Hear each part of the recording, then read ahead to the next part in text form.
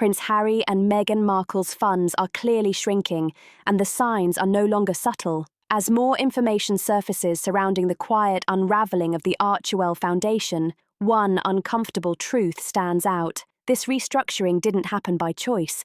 It happened because of money pressure. Insiders say the foundation's collapse was driven by financial strain, not strategic vision. In fact, reports claim Harry and Meghan allegedly sold themselves at a private dinner event, with seats priced at $100,000 each to raise funds for Archewell. Critics immediately called it desperate optics, accusing the couple of monetizing proximity while still leaning on royal branding. And behind closed doors, concerns are growing that dividing assets down the line won't be clean or simple. Harry and Meghan's financial cushion no longer looks endless. The safety net appears thinner by the month, and palace insiders believe both of them are painfully aware of it. That backdrop makes what happened next even more explosive. You do not represent the crown. You are not entitled to the symbols, privileges, or platforms of this institution, and you may no longer speak in our name. Those cold, unmistakable words landed like a hammer blow.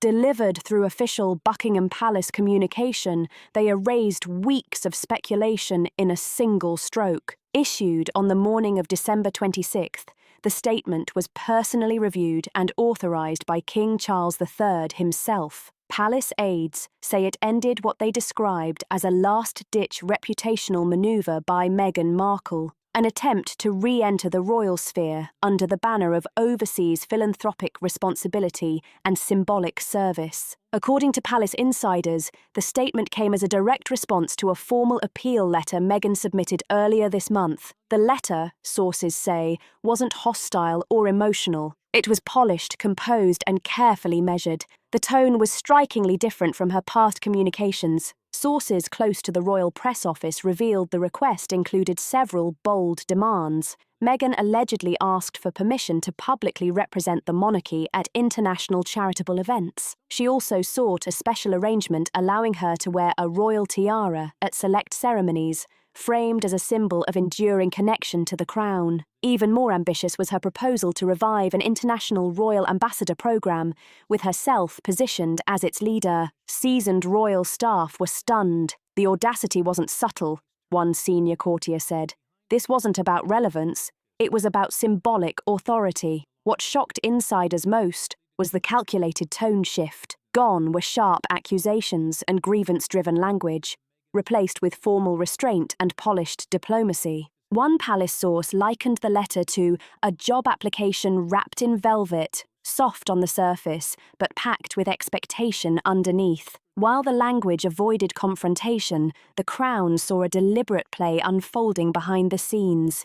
A senior advisor to King Charles reportedly characterized the letter as an attempt to weaponize the language of service and public duty in order to reclaim prestige, power, and access to royal branding. In short, the palace believed the appeal was transactional, no matter how refined it looked. Despite stepping back from senior royal duties nearly 5 years ago, the timing raised immediate red flags. Over the past 3 months, cracks in the Sussex financial image have widened dramatically. Meghan's letter arrived just as the Archewell Foundation quietly changed its name to Archewell Philanthropies. Tax analysts quickly flagged the move as a downgrade under pressure. IRS Form 990 filings revealed total donations plunged to just $2 million in 2024, with most of that money reportedly self-funded. Outside donor support appeared to have nearly vanished. Shortly after, the Archewell website went offline without explanation. Staff layoffs followed quietly,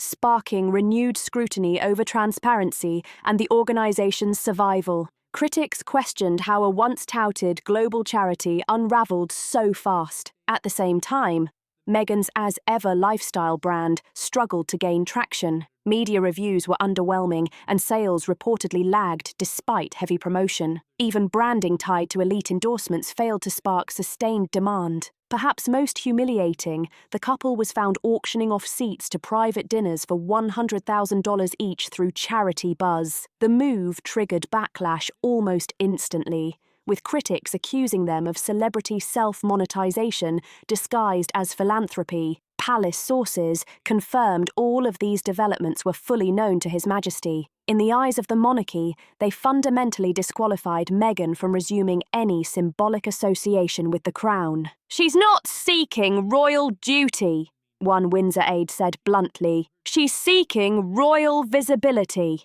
The letter reportedly went even further. Meghan allegedly criticised Prince Edward and Sophie, Duchess of Edinburgh, accusing them of enjoying royal privilege without meaningful public engagement. She reportedly questioned why Sophie continues to receive honours despite being, in her words, functionally invisible internationally. She also implied Sophie's standing came from proximity to Catherine rather than merit, suggesting loyalty politics played a role. Those remarks extended to James and Lady Louise, whom she reportedly dismissed as non-contributors to the monarchy's future. Palace insiders described the comments as petty and deeply miscalculated. The king's response, delivered through his private secretary, made it clear the royal family would not engage in comparison games or be coerced into restoring platforms for those who stepped away voluntarily. The official statement read in part, "Service is not transactional.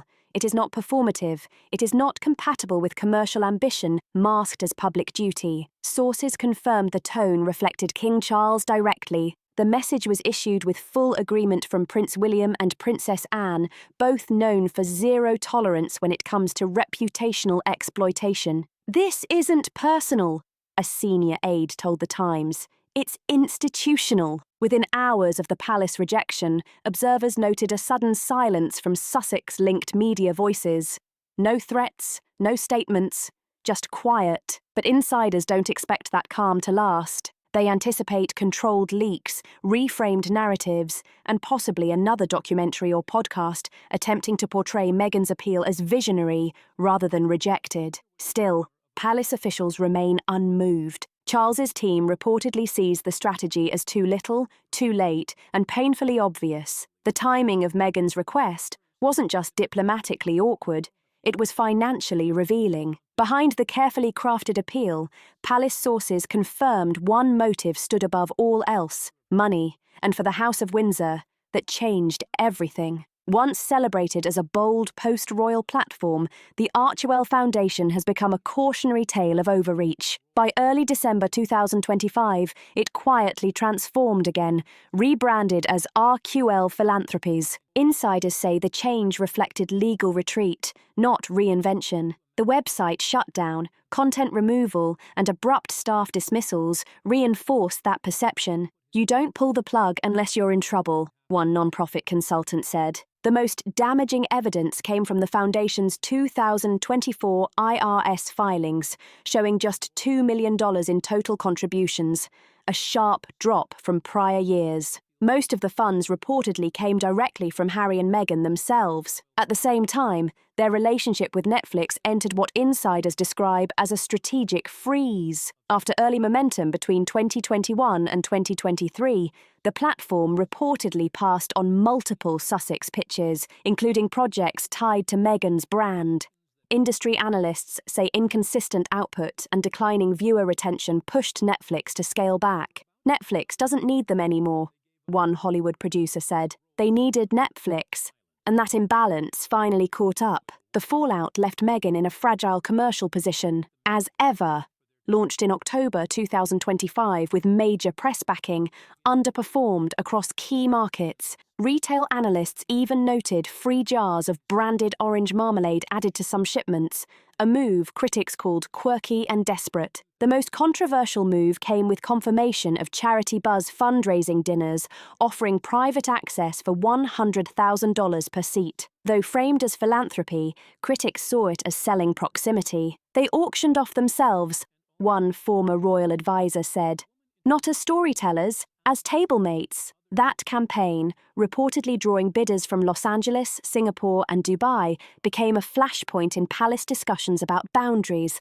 Buckingham Palace responded swiftly. No royal, active or otherwise, may commodify Crown Association for personal fundraising. And while King Charles's official statement remained diplomatic, palace sources confirmed he was deeply offended by the emerging pattern. Meghan asking to wear the crown in public, even as she and Harry continued monetizing its image behind closed doors. crossed a line that King Charles could no longer ignore. According to sources close to the monarch, Charles privately drew direct comparisons between his younger son's current behaviour and past royal scandals involving the selling of access, including controversies linked to Prince Andrew and Sarah Ferguson. To the king, this wasn't just uncomfortable optics, it was a dangerous precedent, a slow, corrosive drip of public trust, one source close to the sovereign explained. Allowing royal symbolism to be repurposed for private leverage risked undermining the institution itself. The decision to formally sever all remaining symbolic permissions, including the right to represent royal charities or wear ceremonial regalia, was not taken lightly. But for Charles, the pattern had become impossible to dismiss. Royal privilege was being exploited to mask commercial pressure, and Meghan's diplomatic tone appeared less sincere reconciliation and more tactical repackaging of entitlement. When Meghan Markle's letter landed on the king's desk, proposing a renewed overseas royal role, complete with symbolic visibility and the right to wear a tiara at major public events, Buckingham Palace did not respond immediately. Instead, the monarchy paused and prepared. Rather than treating it as a family matter, the palace convened a private council of its most trusted senior figures to examine the request as a matter of institutional principle. What emerged from that closed-door session was not a tentative refusal, but a solid wall of unified rejection. High-level sources confirmed that King Charles, Princess Anne, Prince William, and Princess Catherine all participated in a special advisory meeting held at Windsor on December 17, 2025. The mood was calm, controlled, and resolute. The stakes were fully understood. Meghan's request wasn't just about ceremonial presence. Senior royals viewed it as a stealth re-entry into the royal narrative, a calculated attempt to regain global relevance through symbolism while bypassing accountability. This wasn't a request for service, one palace official said bluntly. It was a brand maneuver disguised as duty. This time, the monarchy didn't respond with silence.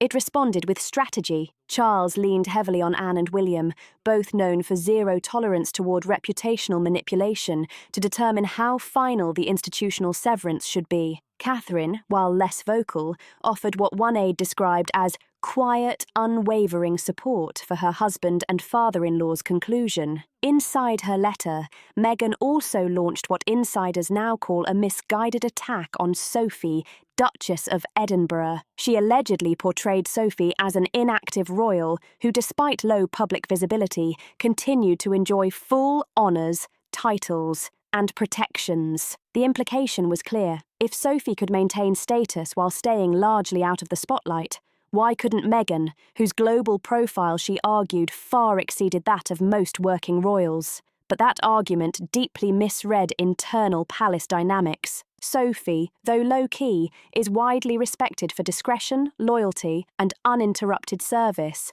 Unlike Meghan, she has never chased publicity, never launched a commercial brand, and never criticised the institution she serves. More importantly, Sophie is viewed by the king as institutional scaffolding, someone who strengthens the crown rather than destabilises it. As one royal source put it sharply, Sophie never tried to sell access. She never weaponized victimhood. She never called herself a global icon. She never asked to wear a tiara as leverage. Meghan's suggestion that Sophie's standing stemmed from favouritism tied to Catherine was seen as a personal insult and a strategic blunder. Instead of weakening Sophie's position, the remarks hardened internal loyalty. Princess Anne, in particular, was reportedly furious at the attempt to drag Lady Louise and James into what she viewed as a self-serving narrative war. To question the value of a quiet royal child because they aren't in magazines, one courtier scoffed. That's not royal ethic. That's a PR tantrum. Prince William emerged as one of the most decisive voices in the council. After years of reputational damage and chaotic press cycles, he is now widely viewed as the architect of the monarchy's modern media doctrine, discipline, dignity, and zero tolerance for brand exploitation. According to insiders, William told his father directly, "If we let them back in now, symbolically or otherwise, we've learned nothing. It will all happen again. The crown cannot be treated like a stage pass." Anne echoed that position forcefully. Titles and regalia, she emphasised, are not props for personal redemption. They are tools of continuity, sacrifice, and structure. Together, their insistence shaped the language of the King's final response issued on December 26th. The statement didn't just deny Meghan's requests, it rejected hybrid roles, influence-based exceptions, and selective representation outright. "There are no half-royals," one senior official later told The Telegraph. "You are either inside the institution or outside it." One of the most striking aspects of Meghan's maneuver was her sudden shift in tone. Gone were the interviews accusing unnamed royals of wrongdoing. Gone were the emotionally charged podcast monologues. Gone was the explosive language of Oprah, Spare, and Netflix. In its place appeared a calm, ambassadorial voice filled with words like duty, service, and reconciliation. But palace insiders weren't fooled. It was the most polished request we've ever seen from her, one senior aide admitted. And yet we understood it immediately, not as an olive branch, but as a calculated pivot. Meghan hadn't changed strategy, insiders said. She'd changed costume and timing. With Archewell's visible decline, as Ever's weak performance, and the exposure of paid dinners, the intent felt transparent. In response, an internal palace memo circulated on December 26th, reinforcing 3 firm directives. First, no royal association.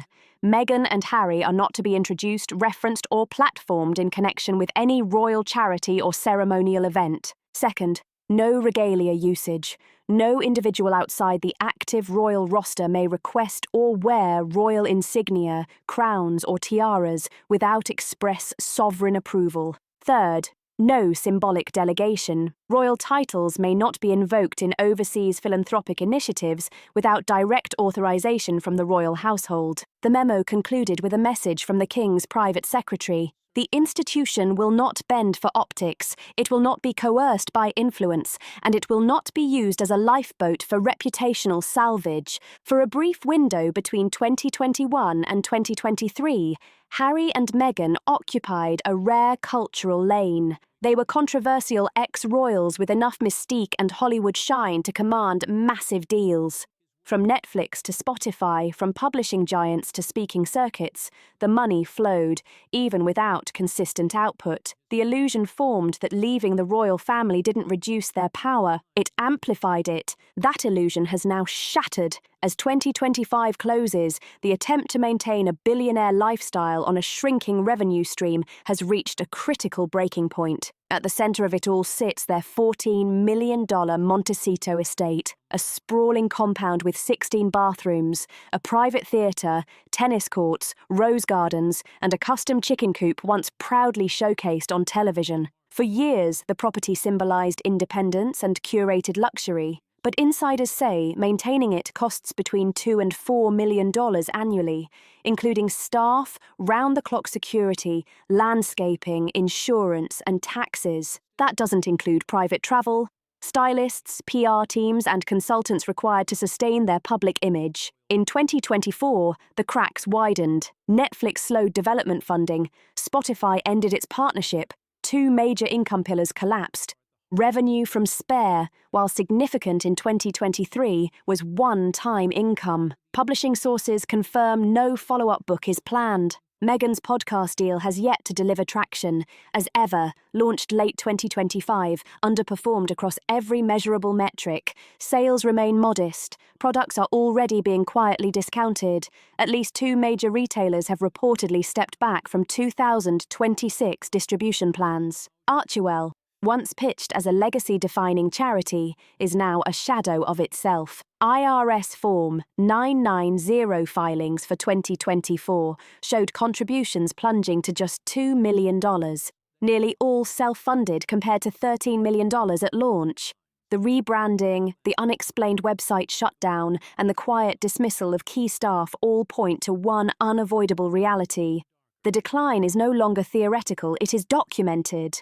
The foundation is no longer sustainable. Without a steady pipeline of high-profile media deals feeding into it, the entire platform starts collapsing under its own weight. And maybe the most damning detail of all is this: the couple openly auctioning off private dinners at $100,000 per seat has confirmed what royal watchers have suspected for years. The Sussex brand is not expanding. It's clinging to relevance and doing it in plain sight. When access to you becomes the product, it stops looking like philanthropy and starts looking like survival. As one former Archewell donor put it bluntly, when you start selling access to yourself, it's no longer charity, it's survival. One of the longest and most explosive tensions between Prince Harry and the Crown has always been personal security. After their royal exit in 2020, the couple lost automatic entitlement to UK-funded protection, a standard rule applied to anyone who steps away from official duties. Since then, Harry has launched multiple legal challenges demanding the reinstatement of taxpayer-funded security during visits to Britain. Each case has carried a cost: time, money, and public credibility, and every time, the UK Home Office, backed by the palace, has shut it down. What's become crystal clear in recent months is the rising cost of private security overseas. Multiple reports estimate the Sussexes pay over $1.5 million a year for rotating guards and protection teams. Former military contractors and cybersecurity consultants say when you stack that on top of property expenses and lifestyle upkeep, the financial cushion starts thinning fast. Sources close to the king say this reality weighed heavily into Charles's final decision this week. His rejection of Meghan's request to publicly represent the crown overseas wasn't just symbolic, it was strategic. A move designed to stop royal branding from being used again to justify personal security costs or create quasi-royal activity abroad. Looking ahead to 2026, insiders say the issue isn't scandal. It's exposure of how far removed Harry and Meghan are from both their former royal stature and their once shiny commercial appeal. Their Netflix relationship is dormant, their charitable operation has downsized, their lifestyle brand is floundering, their titles remain, but the influence behind them has vanished. And with new palace directives now in force, banning symbolic royal association without permission, the ground has shifted completely. Without explicit approval, selling themselves as global representatives of royal service becomes far harder. As one former royal household member reflected, they had attention, a platform, sympathy, money.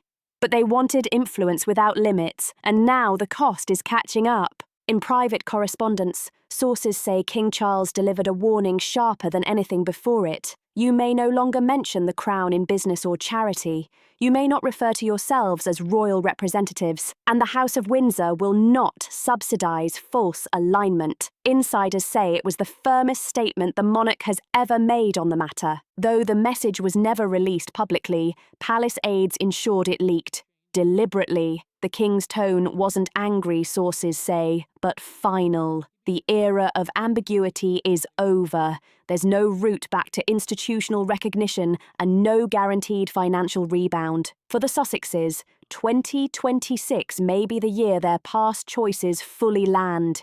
For King Charles, that clarity may be the point. They walked away, one aide said. They don't get to return only when it suits them. And almost immediately after Charles's rejection became public, subtle signals rippled through media channels known for their proximity to Meghan Markle's inner circle. There was no formal statement, but insiders say the strategy kicked in fast. According to sources in California's entertainment PR world, several US outlets were quietly approached with off-the-record briefings. The message was simple. Meghan offered to support royal causes, but was rejected in favour of lesser-known figures who supposedly lack her global pull. Some insiders even floated comparisons to Princess Diana, positioning Meghan as a misunderstood and silenced figure of service blocked by an insecure institution. One royal correspondent summed it up cleanly. They're recasting rejection as fear of her voice, her popularity, her power. Early signs of this pivot are already visible.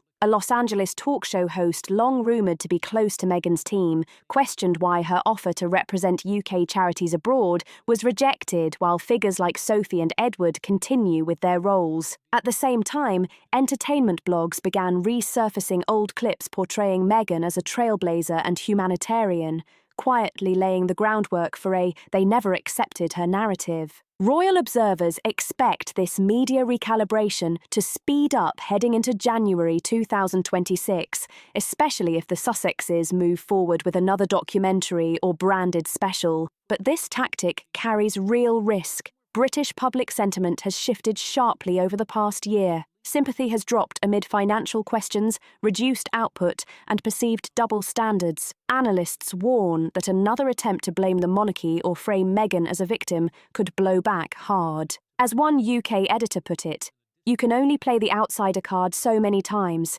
Eventually people ask, why are you still trying to wear the crown you discarded?" So far, Buckingham Palace has chosen silence. No rebuttals, no interviews. Aides say there are no plans to engage publicly. The strategy remains what Charles, William and Anne agreed on: clear boundaries enforced privately, but backed by institutional force. Behind that silence is readiness. Insiders confirm that if future Sussex projects blur the line between royalty and personal branding, legal and media responses are ready. Unauthorised use of titles, crests, or affiliations will not slide anymore. The royal family, once hesitant, is no longer retreating. "We're not fighting back," one palace official said. "We're drawing a line that won't move." For nearly 5 years, the relationship between Prince Harry, Meghan Markle, and the monarchy existed in suspended tension, never fully severed, never repaired. But with December 2025 and King Charles's decisive rejection, that chapter has now closed. There will be no hybrid roles, no honorary titles, no symbolic returns. As 2026 approaches, the boundary is no longer personal, it's structural, permanent, and institutional.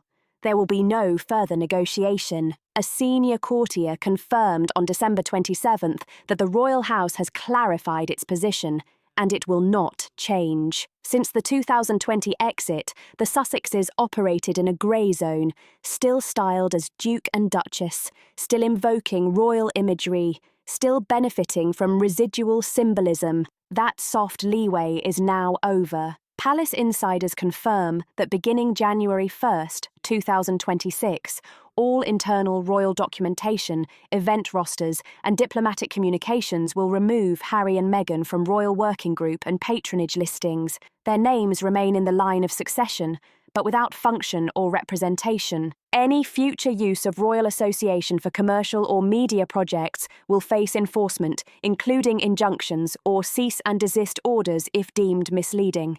The Crown has asserted control over its image. A royal legal advisor explained the distinction must be absolute. Meghan and Harry are now private individuals with titles by birth or marriage, but no ceremonial access. One of the most striking elements of Meghan's rejected proposal was her wish to act as a royal ambassador abroad, engaging with charities and global events on behalf of the monarchy. While it sounded noble publicly, insiders say the palace saw it differently. It was, as one source put it, a recipe for chaos. Charles, William, and Anne reportedly viewed it as a dangerous precedent, where individuals opt into royal duty when convenient, then retreat behind independence when accountability appears. "Royal duty is not a stage appearance," one aide remarked. "You don't borrow the crown's legitimacy like a costume." That concern deepened due to ongoing efforts to blend private ventures with royal symbolism, including the $100,000 charity dinners marketed through proximity to the couple. Had Meghan's proposal been approved, insiders say it would have opened the door to uncontrolled quasi-royal operations worldwide. The rejection wasn't punishment, it was protection, part of a broader institutional reset already reshaping the monarchy itself. King Charles initiated a full audit of patronages, funding channels, and ceremonial roles earlier this year. The direction is clear: fewer representatives, tighter messaging, and service without spectacle. Even long-serving royals like the Duke of Kent and Princess Alexandra are transitioning out. There is no space for part-time royals or second-tier symbolism. Meghan's request, no matter how polished, didn't fit that future. This isn't about punishment, one courtier said. It's about preservation. For Harry and Meghan, the implications are stark. Without royal affiliation, their leverage in 2026 rests entirely on individual merit, storytelling, and audience trust. The protective glow of royalty is gone. Titles remain, but they're increasingly viewed as social relics, not constitutional tools. And while the couple may continue building media, charity, or business ventures, the global audience now understands one thing clearly: they do not represent the crown. Whether they pivot fully to Hollywood or attempt another rebrand remains to be seen. But the palace is no longer watching nervously. It's watching with finality. The monarchy will move on, a Windsor advisor said, with or without them. If this breakdown gave you clarity, make sure to like the video, subscribe for more royal deep dives, share this with anyone following the Sussex saga, and drop your thoughts in the comments. Your voice matters.